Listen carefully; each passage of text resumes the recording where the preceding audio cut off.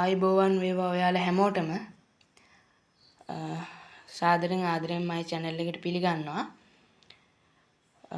අද මම ඔයාලට කියලා දෙන්න යන්නේ මේ registration වැඩි කවුරුත් ඒවා එම හොයන්නේ registration delete කරන හැටි.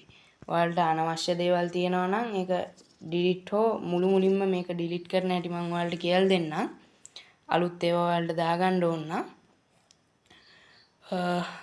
එහෙනම් අපි යන් වීඩියෝ එකට.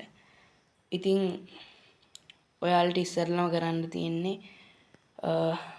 මෙතන ඔයාලට පේනවා ඇති register කියලා මේ උඩ මෙහෙම ඔප්ෂන් එකක් තියෙනවා.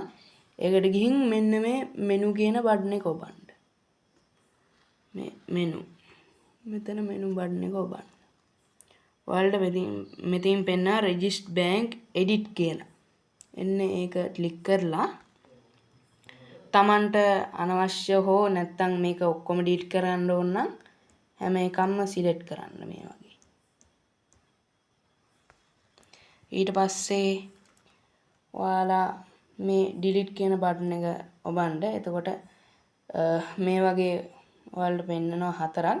yes all කියන එක ඔබන්න. එතකොට මේ registration ඔක්කොම ඩිලීට් වුණා. එහෙනම් ස්තුතියි. අද ලෙසන් එක මෙච්චරයි. මගේ channel එක subscribe කරන්න අමතක කරන්නත් එපා. ඒ වගේම comment කරන්න. මේක share කරන්න මේ ඕගන් ගැන උනන්දු කෙනෙක්ට. ස්තුතියි. ආයුබෝවන්.